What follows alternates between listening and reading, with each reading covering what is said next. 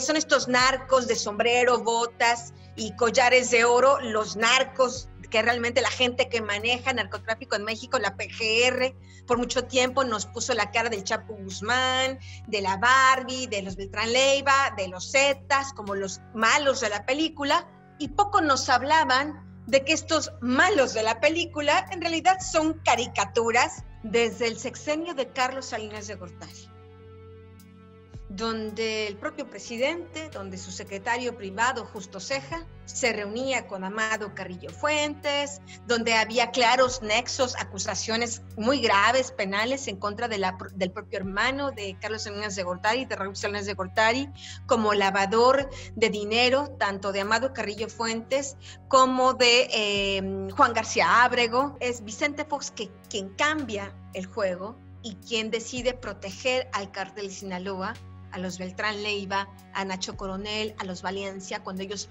forman la llamada federación. Cuando llega Felipe Calderón, lo único que hace es seguir este plan de Vicente Fox, de acuerdo a la información que el propio cártel de Sinaloa, que el propio Vicente Zambada Niebla, el hijo del Mayo Zambada, revela en su diario. Hubo dinero para la campaña de Vicente Fox, y hubo dinero para la campaña de Felipe Calderón, y hubo dinero para la campaña de Enrique Peña Nieto. A Camarena es polémico, pero es así.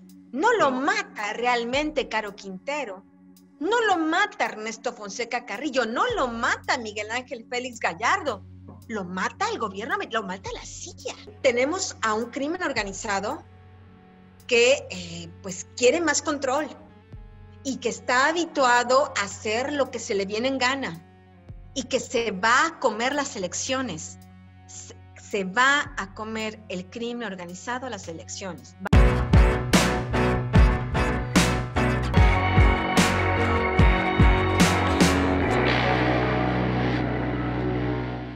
¿Qué tal? ¿Cómo están, amigos de Revelaciones? Gracias por acompañarnos nuevamente en el canal de YouTube de la Octava Digital, para platicar de un tema que sin duda alguna es de gran interés, y hacerlo con una experta en la materia. La corrupción que se vive en México, el narcopoder, el proceso de Genaro García Luna. Y se encuentra con nosotros precisamente la gran periodista Anabel Hernández, a quien tengo el honor de saludar. Anabel, ¿cómo estás? Muy buenos días, muy buenas tardes, muy buenas noches. Gracias, muy buenas tardes al auditorio, gracias. Oye, Anabel, pues yo de entrada te preguntaría, para ir poniendo los temas sobre la mesa, en el marco de este proceso que se le sigue a Genaro García Luna, el polémico caso del general Cienfuegos, ¿podemos entender o podemos definir que los sexenios de Felipe Calderón, de Enrique Peña Nieto, fueron narcogobiernos, narcoestados, estados criminales? ¿Cómo los ubicamos? Mira, tendríamos que ir un poco más hacia atrás para poder darle al auditorio un contexto mucho más amplio, porque por desgracia estos eventos de la penetración del crimen organizado a las diferentes presidencias de la República que ha tenido México, al menos en los últimos 50 años, es una constante.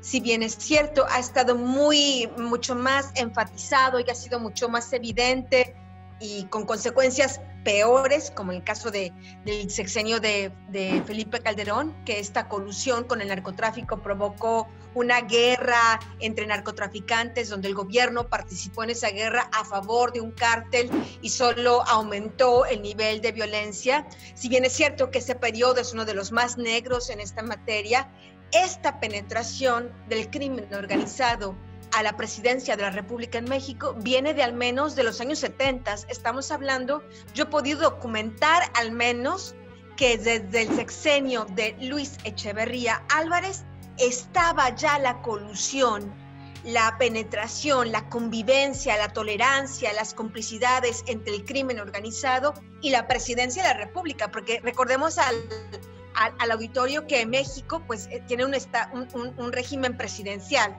No es un régimen parlamentario como en otras naciones del mundo, donde hay un parlamento que realmente es un contrapeso importante al primer ministro, sino tenemos un poder presidencial donde por décadas ha sido la figura del presidente de la República que ha concentrado la mayor cantidad del poder al tener él la decisión de quién nombra como jefes de policías, quién nombra como jefe de la Secretaría de Defensa Nacional, quién nombra como procurador. Ahora ya no, pero durante mucho tiempo, hasta este sexenio, esta era una facultad del presidente de la República. Y estas enormes facultades permitieron que el crimen organizado, además de tener contacto directo con diferentes autoridades, gobernadores, alcaldes, policías estatales, policías municipales, el ejército, la Policía Federal, tuviera interés particular en tener contacto con la presidencia de la República,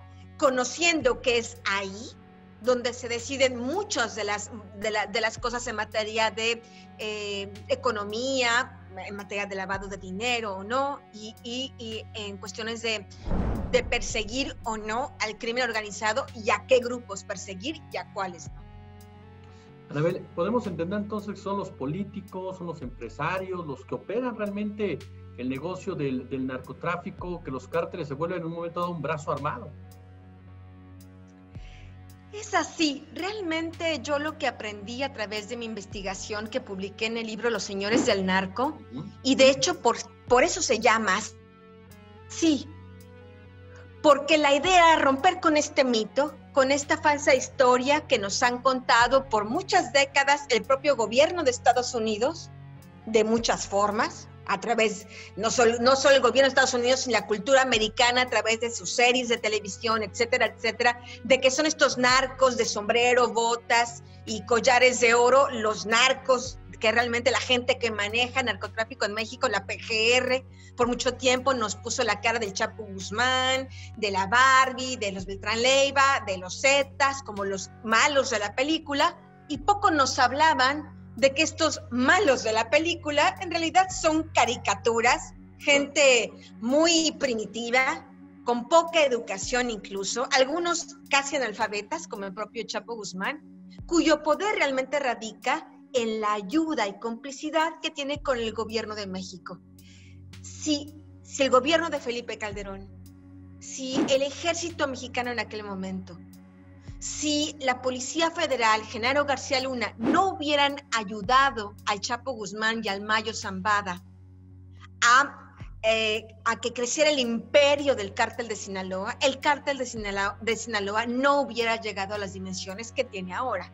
Entonces ahí es donde te das cuenta que sí, los narcos están ahí, pero son instrumentos, son una pieza en el rompecabezas de un poder un poco más amplio, donde están los políticos, están los policías, están los militares, están los gobernadores, están los alcaldes, y están empresarios, bancos, casas de cambio, que juntos forman parte de esta gran alianza criminal,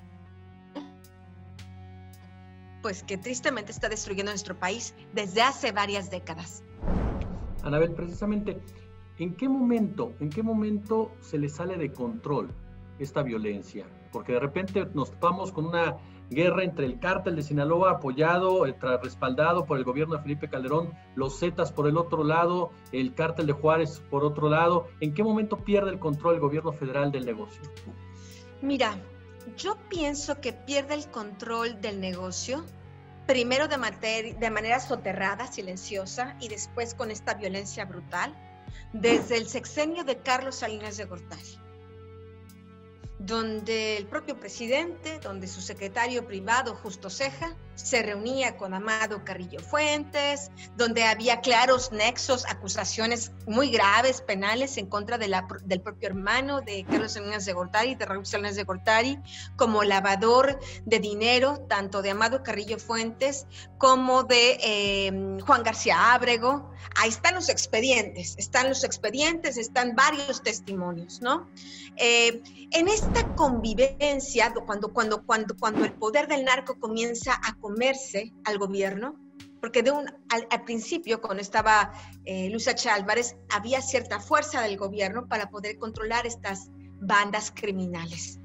Después de estas bandas criminales, con el crecimiento del mercado de consumo de drogas en Estados Unidos, y cuando México se convierte en una plataforma importante de tráfico de cocaína de Sudamérica a Estados Unidos, es ahí cuando estas bandas criminales se convierten en importantes carteles con una gran capacidad económica para entonces ir con el gobernador y ponerle un precio, para ir con el jefe de la zona militar y comprárselo y ponérselo en el bolsillo, comprar armas, comprar sicarios, vehículos, etcétera, etcétera. Es esta riqueza, este poder económico que le da la fuerza al narcotráfico para irse comiendo pedazos del Estado. Por desgracia, en aquella época, estamos hablando del sexenio de Carlos Salinas de Gortari, en el sexenio de Ernesto Zedillo, en aquel momento la gente, y no estoy diciendo una mentira, la gente, los mexicanos tenemos que reflexionar profundamente sobre esto, la gran tolerancia que hubo de la sociedad mexicana hacia estos narcotraficantes, en Guadalajara, en Monterrey, en Reynosa, en Chihuahua, podemos decir en Tijuana, podemos decir una larga lista, en Sinaloa, en Culiacán, una larga lista de que había esta tolerancia. ¿Por qué? Porque en aquel momento los narcos salpicaban dinero. Hacían que ciudades como Puebla, como el Distrito Federal, como el propio Estado de México, crecieran las inversiones inmobiliarias, el empleo de una u otra manera, las casas de cambio, la venta de ropa, de vehículos de lujo, etcétera, etcétera. Así que parecía que este narcotraficante no nos afectaba. Parecía que mientras siguiera traficando solo la droga a los gringos, a nadie le importaba lo que estaba pasando. La gente no entendía que este proceso era un proceso de putrefacción dentro del sistema, dentro del Estado mexicano. ¿Qué fue lo que pasó? Que cuando llega el sexenio de Vicente Fox, el primer presidente electo que no era del PRI, cambia las reglas del juego dramáticamente. Y en vez de, en general, como ocurría antes, darle protección a todos, y el gobierno tomaba una rebanada del pastel de todos, y había ciertas reglas de convivencia, es Vicente Fox quien cambia el juego y quien decide proteger al cártel de Sinaloa, a los Beltrán Leiva, a Nacho Coronel, a los Valencia, cuando ellos forman la llamada Federación, y utiliza toda la fuerza del Estado para combatir al cártel de Tijuana, al cártel del Milenio y al cártel del Golfo principalmente. De hecho, quien detona la violencia, cuando en ese momento Genaro García Luna, el titular de la AFI, es el gobierno de Vicente Fox, que comienza a mandar los operativos de México Seguro, y la gente puede googlear México Seguro. Cuando Fox empieza a mandar estos operativos, los manda principalmente a Tijuana y a Tamaulipas, a Baja California y a Tamaulipas, para eliminar estos grupos criminales y darle la sede, estas plazas, a la entonces llamada Federación. Y es ahí cuando los otros carteles, el de Tijuana y el del Golfo, que habitualmente pues eran pacíficos en el sentido, se mataban tal vez entre ellos, pero realmente no hacían mucho ruido porque para todos había una rebanada del pastel. Cuando detectan que el gobierno, que el Estado está usando la fuerza del Estado para quitarle sus plazas, pues no eran mancos, ¿verdad? Claro. Estaban callados y tranquilos, pero no eran mancos ni estúpidos. Y es ahí cuando surgen los Zetas, y es ahí cuando surgen una serie de células armadas de estos carteles que dicen: no vas a venir a mí, tu gobierno, a quitarme mi territorio, pues para repartírselo al Chapo, al Mayo, a los Beltrán Leiva. Y es ahí, más o menos en el año 2002, 2003, que empieza a detonar la violencia. Y en realidad, cuando llega Felipe Calderón, lo único que hace es seguir este plan de Vicente Fox, de acuerdo a la información que el propio cártel de Sinaloa, que el propio Vicente Zambada Niebla, el hijo del Mayo Zambada, revela en su diario, el cual publico en El Traidor, el diario secreto del hijo del Mayo. Él habla, y el abogado del Mayo me revelan, pues que hubo dinero para la campaña de Vicente Fox, y hubo dinero para la campaña de Felipe Calderón, y hubo dinero para la campaña de Enrique Peña Nieto. Es decir, estas decisiones del gobierno, del presidente Fox, Calderón, pues no eran solo de a gratis, claro, había un pago de por medio. Anabel, centrándonos en este proceso que se le sigue a Genaro García Luna, el papel de Estados Unidos. Ya nos mencionabas el peso de Estados Unidos a través de la historia, incluso en Los Señores del Narco, hace referencia también, por supuesto, a ello.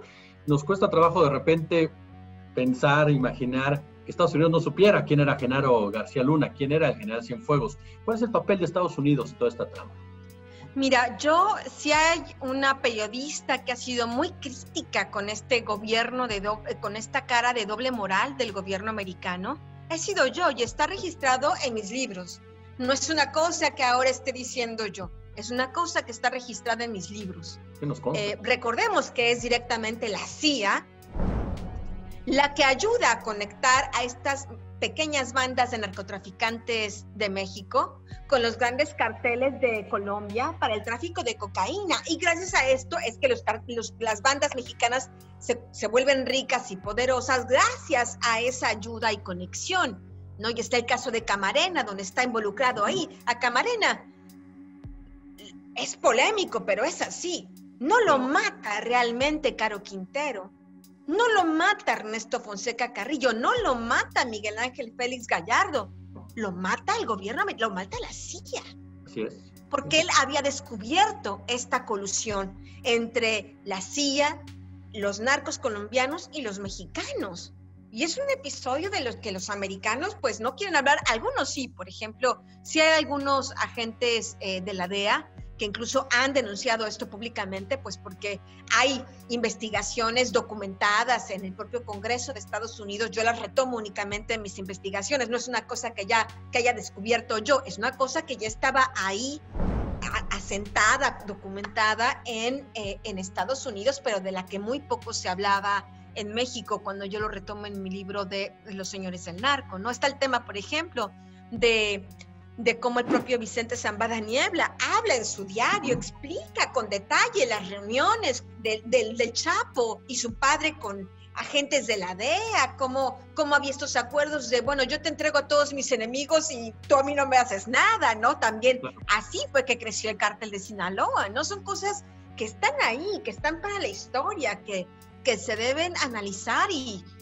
juzgar, al menos pues moralmente, ¿no? De lo que han hecho con nuestro país, ¿no? Entonces, en el caso de Genaro García Luna, yo lo que me encuentro ahí, porque me encuentro pues haciendo una nueva investigación, más que una nueva investigación, es la continuación de esta investigación que he hecho a García Luna desde el 2006, ¿no? Es decir, a lo largo de 15 años prácticamente he estado investigando a este jefe policíaco junto con todas sus ramificaciones de gente corrupta que sigue en el poder, actualmente sigue en el gobierno de México en posiciones privilegiadas, dándole protección a él y a los suyos, ¿no? A sus negocios, a sus asuntos, ¿no? Y bueno, me encuentro ahí y será público y yo esperaría, honestamente, que en el juicio de García Luna estas cosas se hagan públicas, que salgan a la luz. Si realmente el gobierno americano hoy tiene la idea, la intención de hacer justicia, pues también tendrá que hacer justicia en su propia casa. Porque como tú lo señalas, pues hubo mucha gente de la DEA que lo protegió, que hizo negocios y no solo lo protegió, porque en este tipo de casos mucha de esta protección no es de gratis. Claro. Hizo negocios con Genaro. Sí, son millones y millones y millones de dólares. En el actual gobierno entonces, en el de Andrés Manuel López Obrador, ¿hay gente todavía que sigue protegiendo a Genaro García Luna?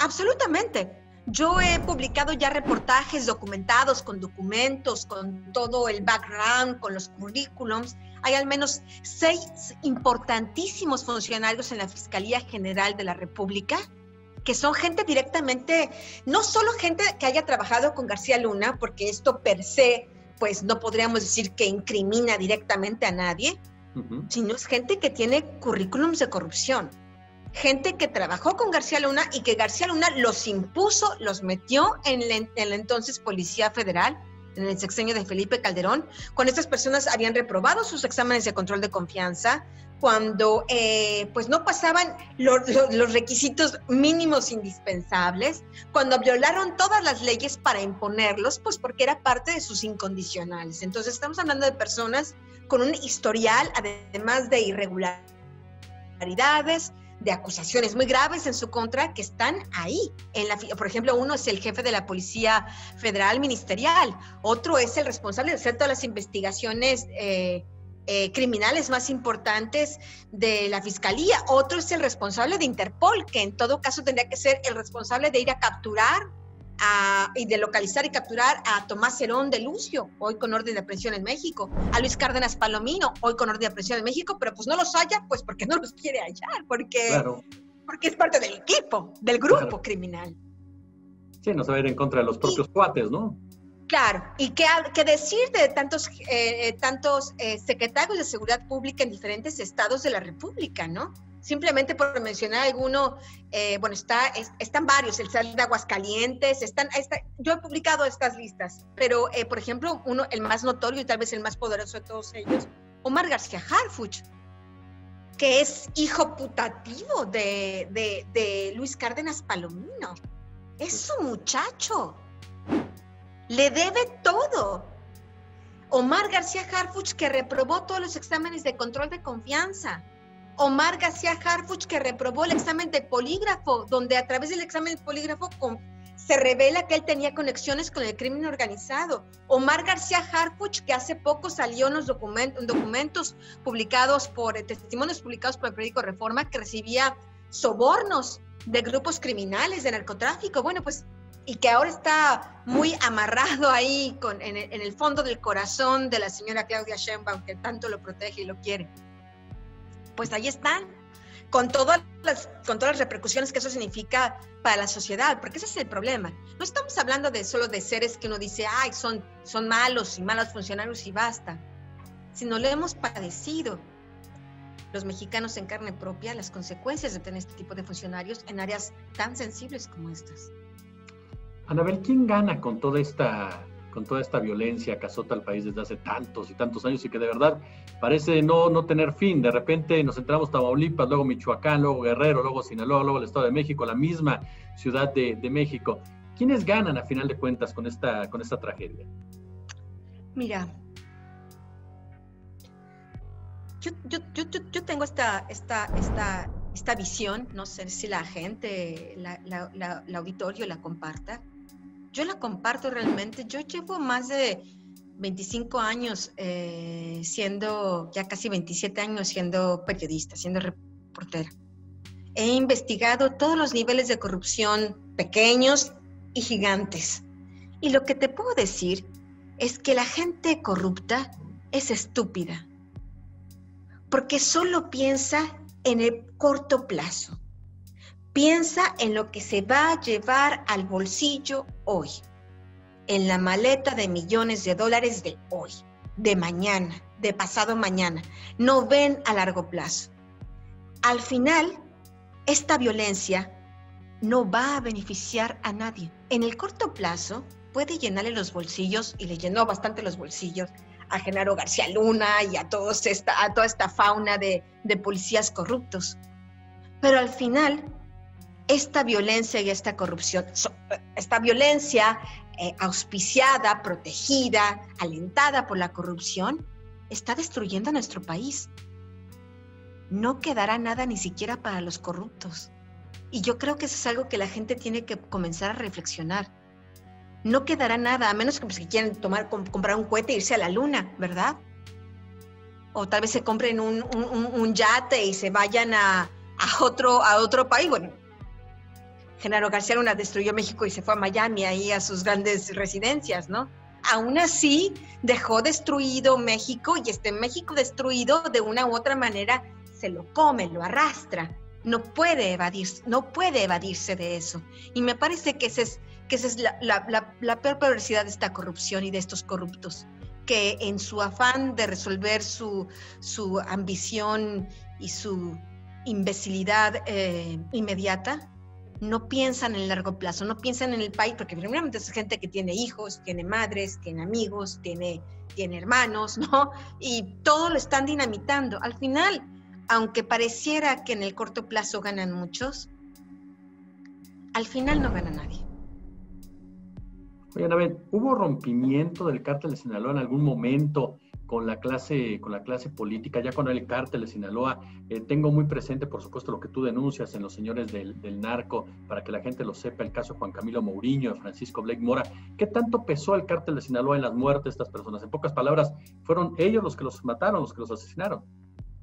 Mira, yo del caso de Blake Mora no lo sé, no tengo información. Lo que te puedo señalar, prácticamente hoy te lo puedo garantizar, porque además he recibido hace pocas semanas información nueva de, no cabe la menor duda, de que el tema de Juan Camilo Mourinho fue un atentado. Y fue un atentado del crimen organizado.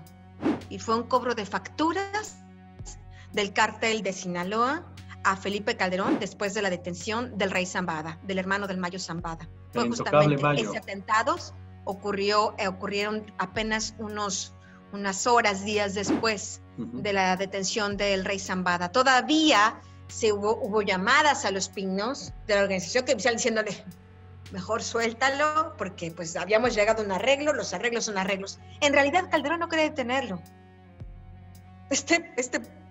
Este hombre no quería detenerlo, si los estaba protegiendo. García Luna no quería detenerlo. Claro. Pues era su mecenas, pues cómo iba a querer detener a la gallina de los huevos de oro. El problema es que cuando el cártel de Sinaloa se divide y los Beltrán Leiva se pelean con el Mayo y con el Chapo, el gobierno de Felipe Calderón quedó fracturado. Una parte del gobierno se queda fiel al Chapo y al Mayo, y otra parte del gobierno se queda fiel a los Beltrán Leiva, y es por eso que vemos un montón de ejecuciones de policías y detenciones, no porque el gobierno quisiera hacer nada, sino porque era el juego de traiciones dentro de las propias instituciones, y es por eso en este juego de traiciones que Felipe Calderón se queda atrapado.